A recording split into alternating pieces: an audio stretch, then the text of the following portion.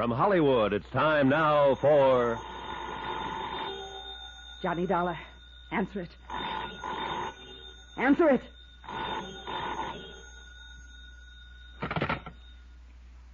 Johnny Dollar. Hello, Johnny. This is Jake Kessler. Be careful what you say. Johnny, what are you doing out there at the Two Lazy Two? Johnny! Talk to him, but be careful. Don't forget this gun. Why, Jake, what's on your mind? $3 million of insurance. Dora Haskell's filed a claim on the basis of accidental death. So unless you can come up pretty quick with proof the Haskell brothers were murdered... Jake, I have a funny feeling I'm looking at that proof right now. Careful. You mean there at the ranch? You still haven't told me what you're doing out there. Why don't you come out here and see, Jake? What? You fool. I told you to watch what you say. What are you talking about, Johnny? Dollar, I'll pull this trigger so fast. You try that door and Jake will hear it over this phone and come out here anyway. What? Hello? You heard that. Hang up. Hang up. Hello? Here, hang it up yourself. Oh, no, you...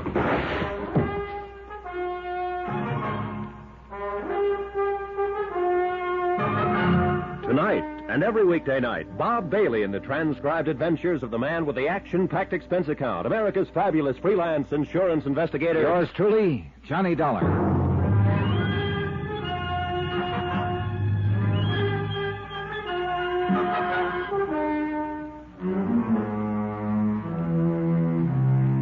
From Special Investigator Johnny Dollar, location near Kingman, Arizona.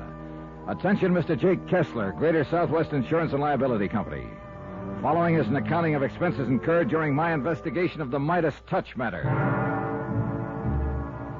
Proof that the Haskell brothers were murdered rather than killed accidentally in the cave-in at the Midas touch mine could save Greater Southwest a cool $1.5 million. But the one man who could have given me that proof was murdered himself. Thanks to Buster Favor at the Lake Mojave Resort, who could read a set of tire tracks like you and I read a newspaper, I was able to trace the killer's car to the Two Lazy Two Ranch. And there the evidence all pointed to the foreman, Alex Bundy. However, when Alex appeared at the ranch house, he also put the finger on Dora Haskell. That's when your phone call came in, Jake. And that's when... Oh, no, you don't do it. Oh, thanks, Buster.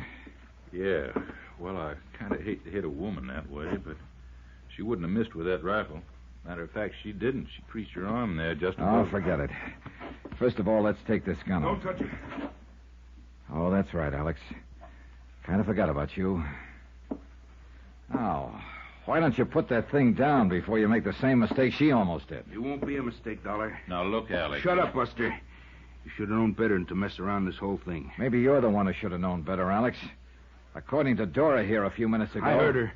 I heard from outside the window. Heard all of it. And she lied. Keep an eye on her, Buster. Yeah, sure. Just stay where you are. Stay away from that gun of hers, too. Look, Alex, why don't you just calm down? She lied. She was the one who shot at you down at the lake, not me. But it was you who shot up old Hard Luck Dennis when he tried to talk to me. Sure I did. I had to. He was going to tell you it was me that caved in the Midas touch on the Haskell brothers. He did tell me. Sure, he was going to tell you. I know he was. And I had to stop him. Wouldn't you have stopped a man who was trying to put a noose around your neck? Will you listen to me? That's why I had to kill him there at the hospital when he was well enough to talk some more. He would have put the finger on me. I tell you, he already had put the Sure finger. he would. I know he would. And I had to stop him. But it wasn't my fault. It wasn't my fault, Dollar. She was lying to you. I heard her outside. I heard. She was trying to lay it all on me, but she's the one, not me. In spite of your murder of Hard Luck. I had to. Don't you understand me? I had to. Look, why don't you put down that gun and listen? She's the one all the way from the start. I'm not dumb, Dollar, but she was smarter than me, and she kept getting me in deeper and deeper.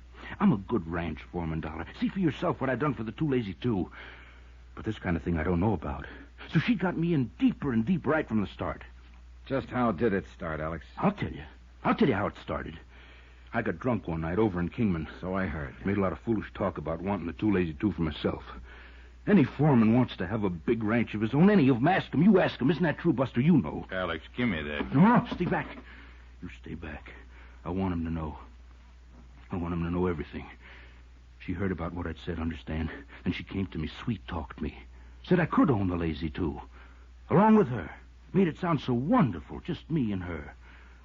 But then when she started plotting how to get rid of her husband, well, she thought he was going to die when he came out here, but he didn't, see. So she started plotting how to get rid of him. And I was scared about that. But she told me I was already in it on account of I knew about it, so I better help her. So what else could I do? And all the time she kept me thinking how wonderful it would be, just me and her. Do you know what that means to a man, Mr. Dollar? Well, I can guess. So I helped her with the boat. You know the time, Buster. You mean when the Haskell sank during the windstorm out on the lake? Yeah, because I fixed the boat.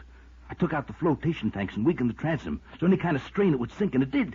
Brother, you're in so deep. But you went after him. You saved him, didn't you, Buster? Yeah, I guess I did. So, but then I wasn't too deep, you see. You understand? Yeah, Alex, I understand. And I'm afraid that you're... And she thought of the mine. She made me tell old Hardluck to take him out to the Midas touch because he thought there was still gold in it. Johnny, did Hardluck tell you the door got him started on that pig? No, Nobody would have. That's why I had to kill him. Because he would have blamed her. And then she would have blamed me, the way she did you just now, don't you see? All she was doing was using me. You didn't come out here looking for her. You were looking for me, weren't you? Yeah, Alex, I guess we were. And if there'd been a fight, if I tried to gun you down, she would have killed me.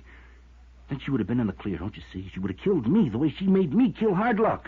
It took you a long, long time to realize it, didn't it, Alex? There were a lot of things you didn't realize. But what's done is done, and you can't ever change it. You're in so deep there's no way out for you now. And you know it, Alex. But you're not going to make things any easier for yourself. No, get back, I tell you. I'm in so deep I can't get in any deeper. That's what you really mean, isn't it? So my only chance is to kill you and try to get away with it. Alex, now, listen. Look, boy. But before I try it, I'm going to kill her. I'm going to kill her, but because of what she's done to me. Listen, you crazy mixed-up guy. Sure. Maybe I am crazy. Maybe I've been crazy all along, but I'm going to kill her. You hear me? I'm going to kill her now. Oh, no, you're not... Dora! Grab her gun, Buster. Look out, Johnny! Okay, Alex. Okay, you've done it. Added one more murder to your list.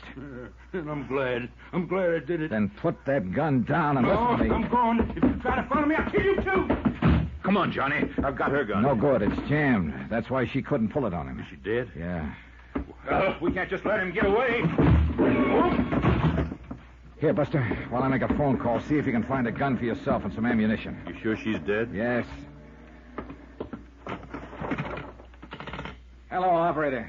Couple of 38 handguns here, Johnny. And find some ammo. Operator, get me Kingman 19970, emergency. All set with his sidearms, Johnny. You want a rifle or do you... Jake, Alex Bundy has killed Dora Haskell and headed for parts unknown. Yeah, that's right. Call Ted Harding at headquarters. Have him put a roadblock on every highway leading from this ranch. Be sure there's a block at Davis Dam so he can't cross over into Nevada. Yes, that's right. He can phone him down. By the time I hung up, Buster had my rented car started and waiting, so he took off on the main road leading from the ranch. We could still see the dust left by Alex Bundy in the Jeep. Could see that when he swung onto the highway, he'd turned right toward Lake Mojave. We saw no dust on any of the side roads, so we kept on going down toward Davis Dam, hoping that by the time he could get there, the roadblock would be set up. We'll be able to see you when we get to the top of this hill, Johnny. Good. Yeah. There, you see him? Cars across the road over the dam. That means he will have seen them. And there's only one place he could go. Lake Mojave Resort. Right. Pen is just up ahead. All right, we'll take it on 2 wheels. Glad we aren't having to track him this time. Huh? Wind's coming up. See the dust blowing off the mesas up the east Yeah. end? When that east wind comes up, it comes up fast. All right, hang on. Here's our turn. Buster was right. By the time we got down to the dock at Lake Mojave, the wind was blowing a gale. The Jeep we'd been chasing was parked next to the tackle shop, and no sign of Alex Bundy. We learned the reason from Ham Pratt, general manager of the resort. Hey, Johnny, Buster, what's going on here? Plenty, Ham. Listen, Ham, did you see where Alex Bundy came down the road like a bat out of Hades a couple of minutes ago. Where'd he go? Jumped out of his Jeep waving a rifle, tore down to the dock, and took off in his outboard runabout. Got a boat for us, Buster? Yeah, sure have. Come on. You want me along? No, 2 of us is better, Ham. We'll need all the speed we can get out on that lake. You're right. That boat of Alex's is the fastest one of the lot. 2 30-horsepower Johnsons. Here we are. Climb in, Johnny. Cast us off, Ham. Right shot. Fire up. Here we go.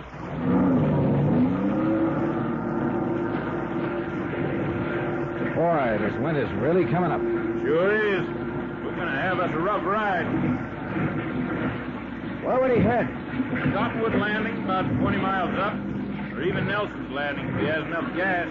Either way, he'd get over into Nevada. All I hope is he's having as rough a time of it as we are. Don't worry, he is. That boat of his is fast, but not as seaworthy as this. Hang on. Out here in the middle is where we'll really get this wind.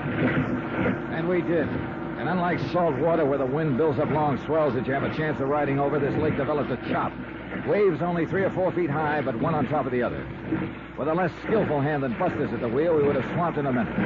As it was, we were both soaking wet and hanging on for dear life as the little outboard pounced and bounded along. Look, Johnny, dead ahead. Yeah, I see him. Hey, he's making an awful lot of speed. Too much speed for that hull of his in this kind of weather. He'll pound the bottom out of it. What do you think you're doing to this boat? Oh, this will hold together all right. It was a mad chase, a crazy one. And then I noticed that we were slowly but surely gaining on Alex. I knew he couldn't take it in that hull. See? He had to slow down. Gradually, the distance between us grew shorter, 200 yards, 100. At least he'd never be able to aim his rifle in the sea like this. At least until we got right on top of him. Keep your gun on him, Johnny. It's going to be rough trying to lash onto him in this chop. Okay. When you pull us alongside him. Then it happened. As we came up on him, Alex suddenly swung his boat straight in at us and gunned his 2 motors wide open.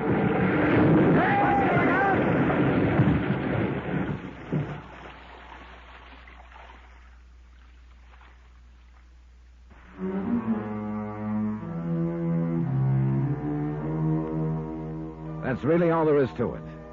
Oh, except that Ham Pratt, bless his heart, had followed us with an outboard cruiser and picked us up. Alex, well, the shock of crashing into us must have wedged him into his boat. And with the bottom of it torn out, it sank like a rock, and he went along with it. Expense account total, including transportation back to Hartford, $978.35. Remarks? There was no question, of course, but that the Haskell brothers had been murdered. No double indemnity. And Dora's little scheme to collect a cool $3 million, well, it got her exactly what she deserved. Won't people like that ever learn? Yours truly, Johnny Dollar.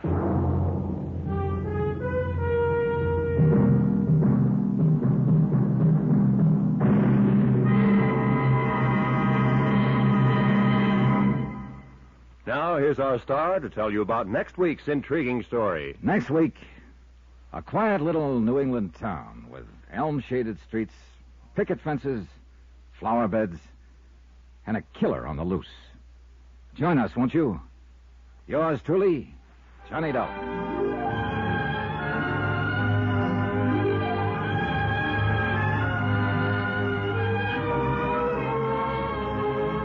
Yours truly, Johnny Dollar, starring Bob Bailey, is transcribed in Hollywood. It is produced and directed by Jack Johnstone, who also wrote this week's story. Heard in this week's cast were Virginia Gregg, Johnny Jacobs, Herb Butterfield, Parley Bear, Barney Phillips, Shep Menken, and Roland Winters. Musical supervision by Amerigo Marino and Carl Fortina. Be sure to join us on Monday night, same time and station, for another exciting story of yours truly, Johnny Dollar.